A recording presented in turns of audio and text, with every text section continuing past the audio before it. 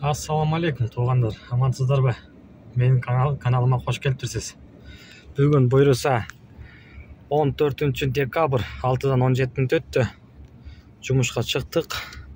Бисмилла деп линияға қоямыз. Қананда месе бүгінгі заработакты көрсетіп берейін сіздерге. Рейтинг 4.99, активность 98.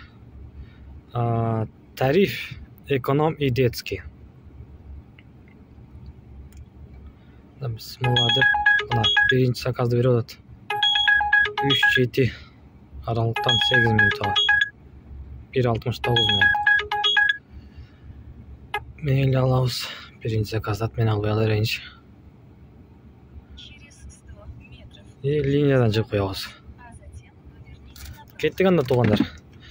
Бүгін қандай іш болады? Соны көрсетіп берейін. Ешікті болса қар. Суық. Бішкекте емес. Москвада да суық.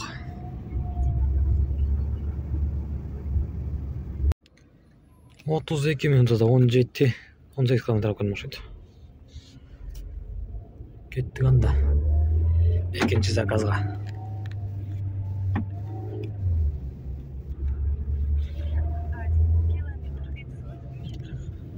Сразу центрға салды бірінші заказды.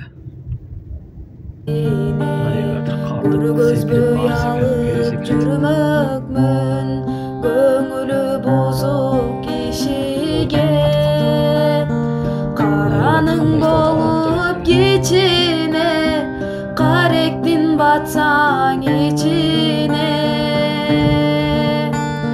каратпайт элем өзүңдү карашы бузук кишиге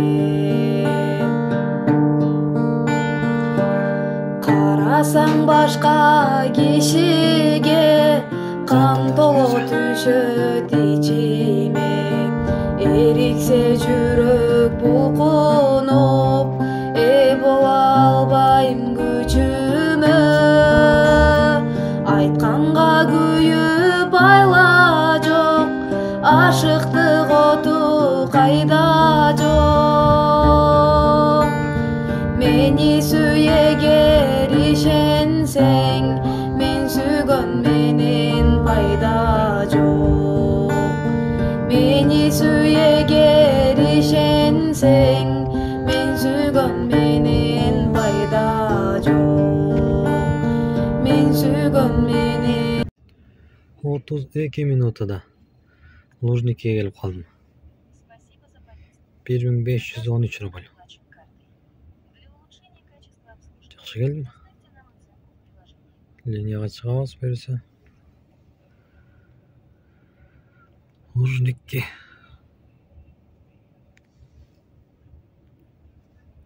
Saat 8:30 болғанда.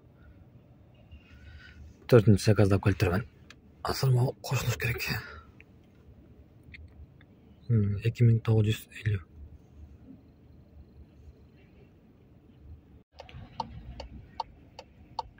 Төрт минут алып келдім.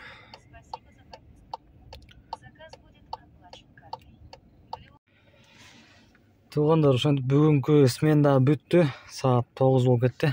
Бирок мен 9-ға чейин иштеген жокмун. Саат 3-ке чейин иштедим. 3-ке чейин иштеп 13-14 заказ кылып турмун. 13 заказ менен 5770 рубль. И плюс bir заказ бар. Толук ПСК чыгып калды эле. 1600 рубльга ат менен агылдырып туруп бардым. Ошол менен 5770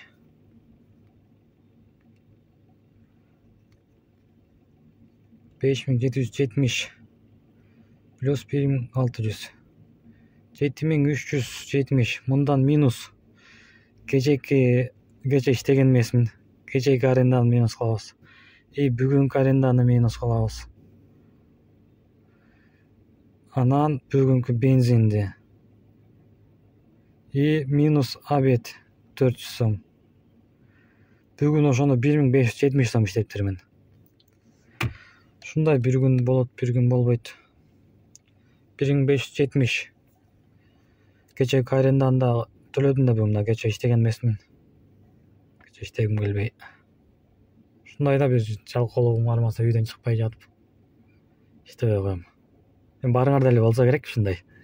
Чыкпай койсок аренда төлөйбүз. Мына эми бүгүн почти бекер иштеген болдум да. Ошол бүгүнкүгө 8 саатта эми грязный 7370 рубль тагыптырмын да. Тилер минус кылганда 1,5 миң. Ошол эми бирде болот, бирде болбойт. Күндө эле болот дебейбиз.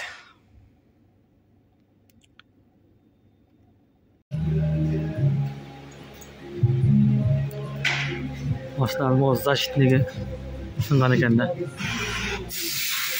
Защитнигин алып бересиң эмне парк. Не алабыз, алып беребиз да. Ушундайларга кетет акча.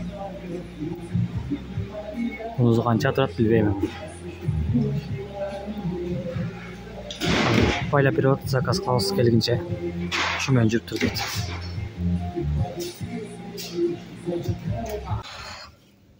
Анан дагы айта кетчү, жанагы комментарийлер жазып атат. Только плюсту эле айтып атасыңар, минустарды айткыла, а то Кыргызстандан толтура водительдер келип атат. Жыргап иштейбиз деп ушул видеолорду көрүпчү. Ошого минус жактарын дагы айткыла дейт. Минус жактары айтайын эми штрафтарды. Мен эми өзүмкүн айтайынчы. Мен иштегениме марттан баштап иштейм. Азыр 9 ай болуп калды. Биринчи келип иштегенде чын аябай кыйналдым. Биринчи иштегенде аябай кыйын. Бишкекте иштеп жүргөм, Яндексте. Бишкек оңой болуп калат экен. Азыр эми ойлоп атам, азыр Бишкекке барсам көзүм жумуп айдайм го депчи. Бирок кандай десең Бишкекте тим эле бир гонкада жүргөндөй эле айдайсың го. Биз ошондой айдайт экенбиз Бишкектечи. Биякта спокойно айдайбыз.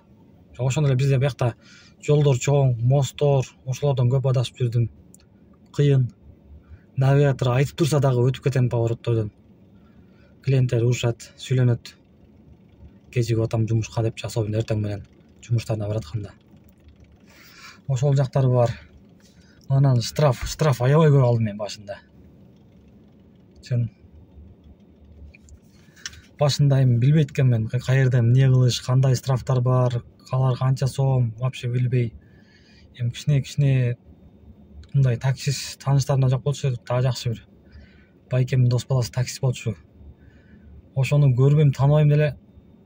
Бирдемке болсо эле чалам. Байкем мондай, бу жерде мындай кылам, эмне кылам, тигинтем деп ал бош болсо алып жооп берет. Ошол байкеге да рахмат. Азыр чалбай калдым. Ошол анан штрафтардан биринчи крупный штрафым меники путевой лист болду. Путевой лист. Бир күн мурун мен кечинде толтурганмын, кечинде 6-да толтуруп. Ошол күн иштеген эмесмин, 6-да толтуруп мойкага барып келдим. Мойкага барып келип эртеңке даярдангам да. Ошондо путевой лист калып калыптыр бартажокто. Ошону таап алып тоска текшерип калганда. Таап алып ошондо мен 8 саатпы или 12 саатпы эс алып анан линияга чыгышым керек болчу да. А путевой боюнча караганда мен эс албай эле 3 саат эс алып туруп чыгып кеткем да. Ошону кармоо алып жестко кылган. Эвакуатор чакырып алып кетебиз деп путевой менен кармалганда ушундай экен да, эвакуатор менен алып кетет экен, бир айдай жатат экен машина. Бир айдай мен аренданы төлөп калат экенмин, анан хозяинге чалдым ошондо. Машинаны хозяин чалсам. Жок, ошол жерде эле сразу бүтүрбөсөң болбойт деп. Ошентип анан мен тиге жалдырап отуруп, байкебизге. Орус байкебизге жалдырап отуруп 10 миң бергем. 10 миң берип, еще бир штраф жазып анан кеткем да. 1 сааттай тургам жалдырып, чын. 1 сааттай туруп 10 миң берип кеттим. Ал бир. Андан кийин экинчи штраф. Могу элдердин баары эле жаман көргөн Люберцида. Ал жакта мен жашайм. Жашачумун. Кичинекей эле көчөнүн алдына бир КамАЗбы же газель бараттыр. Ошондон кечинде түнкү саат 12 болуп калган. Обгон кылып чыга койдум. Бир сплошной болчу. Обгон кылып чыга койсом аркамда ДПС, НПСтер келе жаткан экен. Тосуп алып, нарушение кылдың деп жазып беребиз дейт. Жазып беребиз, сотко жиберебиз. Встречка ачып кеттиң сен деп. Кой правага жазбай эле кой деп 5000 бергем. Жок. 4100 бериптирмин. Ооба. 5000 деп туруп алышты, мен 4100 бердим. Ошентип чыккан алардан. Андан дагы ошол эле айда ушундай көп болуп кетти да магачы. Андан кийин эле ошол ай ичинде парктын машинасын чийип алдым. Парктын машинасын чийип алып, кичине эле чыйгам. Бир машина экөөбүз жол талашып калып, күнөө менде болуп калды да. Анан ошого ал парктагыларга 10.000 бергем. Ошондо 10, 15, 25 ошо дагы платный парковкага келип, машинаны коюп, Рязанский проспекттен чайканага кирип, чай ичип чыккан, бирок платный парковкага төлөгөнмүн да. Төлөп 1 саат бүтөйүн деп калган экен. Та 1 саатка жылдырып коеюн деп жылдырып койгом. Ал акчам төлөнгөн. Анан ошо мен кеткем. Где-то бир жумадан кийин 5000 штраф келди. Что биринчи төлөнүптүр, а экинчиси башка парковкага төлөнүп калыптыр да. Ошо кандай болду өзүм да түшүнбөй калдым. Ага 5000 төлөдүм. Ошондо бир айдын ичинде 10, 15, 25, 30.000. 30.000 төлөгөм. Ошондой дагы мен могул машинада түйүндөгү защитниге айрылып кеттим, могул карларда жүрө берипчи, доорлорго кире берип. Ошону алып барсам эми эртең төлөйсүң дейт. Анысы канча чыгат билбейм, азмакка. Жана видеого тартылган уже. Аны жөн эле мындай байлап берип кой дейм, заказ беребиз, келгенден кийин коюп беребиз деди да. Анысы канча болот билбейм. Ошол биринчи келгенде чын кыйын. Мен өзүм деле аябай кыйналгам.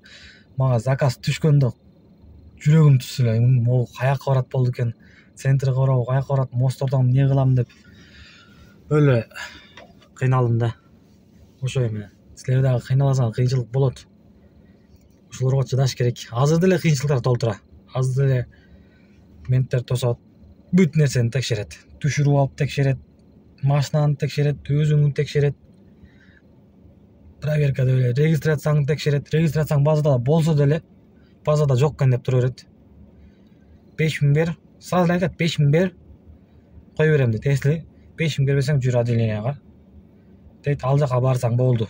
Таң аткача отурасың, эртеси күнкү смена алмашканча. Менин Кудай сактасын андай болгон жок. Шүгүр, документтер жакшы эле менде. Тааныштардыкы болуп атат да, ошондой болуп атат. Базадан чыкпай регистрацияңа чейин бүт нерсесин текшерет. Документтер бүт бар, машинанын документтерин баарын текшерет. Ошондой. Ошолорго чыдап иштеш керек.